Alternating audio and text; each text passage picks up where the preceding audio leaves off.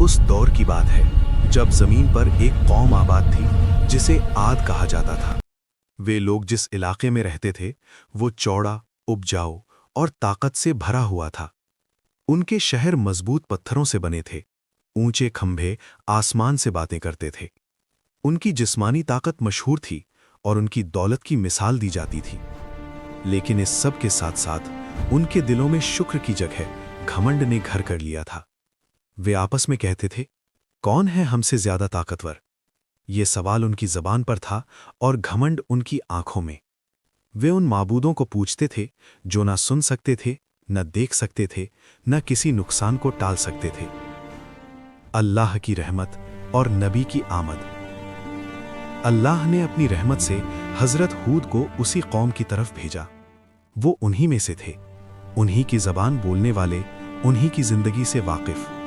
हजरत हूद अपनी कौम के बीच खड़े हुए और बेहद नरमी, दया और दर्द के साथ फरमाया, ऐ मेरी कौम, अल्लाह की इबादत करो, उसके सिवा तुम्हारा कोई माबूद नहीं। क्या तुम डरते नहीं?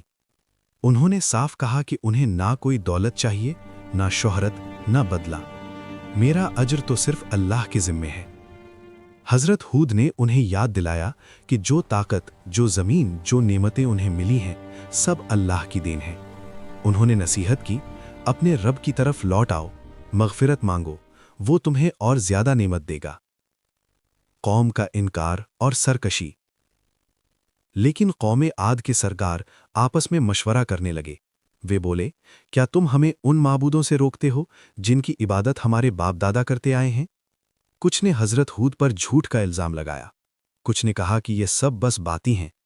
फिर उन्होंने घमंड से चुनौती दी, अगर तुम सच्चे हो तो जिस अजाब की धमकी देते हो उसे ले आओ। ये वही लम्हा था जब नसीहत मजाक में बदल दी गई।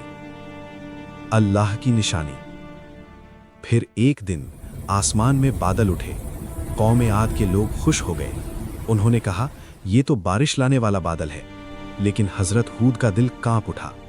उन्होंने फरमाया, ये वही चीज है जिसकी तुम जल्दी मचा रहे थे, एक ऐसी हवा जिसमें दर्दनाक अजाब है। लोग हंसे। उन्होंने चेतावनी को हल्के में लिया। अजाब का नुज़ूल।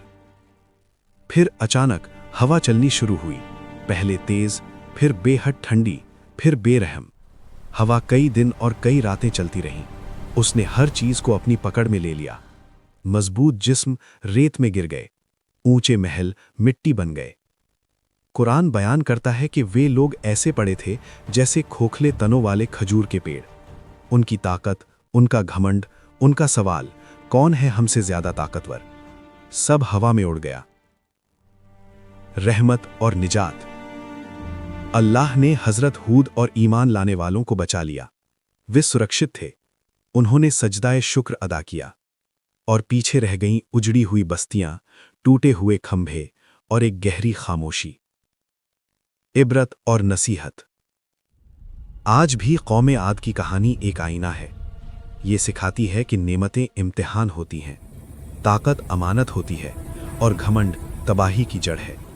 अल्लाह की नाफरमानी का अंजाम अटल है और नबी की दावत हमेशा हक होती है। बेशक इसमें अक्ल वालों के लिए गहरी इबरत है।